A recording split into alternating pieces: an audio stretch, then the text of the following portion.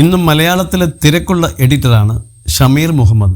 ഈയിടെ തിയേറ്ററിൽ വലിയ വിജയമായ ടർബോ എഡിറ്റ് ചെയ്തത് ഷമീർ ആയിരുന്നു. ഷമീർ എഡിറ്റ് ചെയ്ത അങ്കമാലി ഡയറീസും ഒരു മെക്സിക്കൻ അപാരതയും ഒരു ദിവസം റിലീസായ അനുഭവം പറയുകയാണ് ഷമീർ. തന്നോട് ഈ കാര്യം ആദ്യം പറയുന്നത് ലിജോ ജോസ് പെല്ലിശ്ശേരിയാണെന്നും രണ്ടിൻ്റെയും അണിയറ പ്രവർത്തകർ ഏത് ചിത്രമാണ് കൂടുതൽ ഇഷ്ടമെന്ന് ചോദിക്കാറുണ്ടായിരുന്നുവെന്നും ഷമീർ പറഞ്ഞു. ആ സമയത്താണ് താൻ വർക്ക് ചെയ്യുന്ന വില്ലൻ എന്ന ചിത്രത്തിൻ്റെ ഷൂട്ട് ആരംഭിക്കുന്നതെന്നും ഷമീർ പറഞ്ഞു.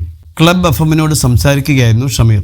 അങ്കമാലി ഡയറീസും ഒരു മെക്സിക്കൻ അപാരതയും ഒരേ ദിവസം റിലീസായി. അത് ആദ്യം എന്നോട് പറയുന്നത് ലിജോ ചേട്ടനാണ്. എനിക്കറിയില്ലായിരുന്നു ഒരേ ദിവസമാണ് റിലീസെന്ന്. ലിജോ ചേട്ടൻ ഒരു ദിവസം വന്നിട്ട് പറഞ്ഞു, നിനക്ക് ലോട്ടറി അടിച്ചല്ലോ എന്ന്. ഞാൻ എന്താണെന്ന് ചോദിച്ചപ്പോൾ ലിജോ ചേട്ടൻ പറഞ്ഞു, നിന്റെ 2 പടവും ഒരേ ദിവസമാണ് റിലീസെന്ന്. എന്നിട്ട് ഈ 2 പടത്തിൻ്റെ ആളുകളും എന്നോട് ചോദിക്കും, നിനക്ക് ഏത് പടമാണ് ഇഷ്ടം, ഏത് പടമാണ് നല്ലത്, ഏതാണ് ഓടുകയെന്നും രണ്ടിൻ്റെയും ആളുകൾ ചോദിക്കുമായിരുന്നു. മെക്സിക്കനും അങ്കമാലിയും റിലീസാവുന്ന ദിവസമായിരുന്നു ലാലേട്ടൻ്റെ വില്ലൻ്റെ ഷൂട്ട് തുടങ്ങുന്നത്.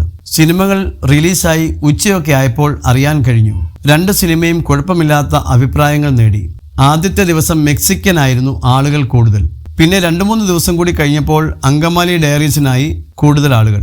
അങ്ങനെ ഒരു ദിവസം ലാൽ സാർ എന്നോട് ചോദിച്ചു, നിന്റെ ഒരു പടം ഇറങ്ങിയല്ലോ, അത് കാണാൻ പറ്റുമോ എന്ന്. ലാൽ സാർ അങ്ങനെ അപൂർവം പടങ്ങൾക്കൊക്കെ കണ്ടിട്ട് പോസ്റ്റ് ഇട്ടിട്ടുള്ളൂ. അങ്കമാലി ഡയറീസ് കണ്ടിട്ട് ഓൺലൈനിൽ പുള്ളി സിനിമയെക്കുറിച്ച് പോസ്റ്റ് ചെയ്തു. അടിപൊളി പടമാണ് എന്നൊക്കെ പറഞ്ഞിട്ട് ഷമീർ മുഹമ്മദ് പറയുന്നു.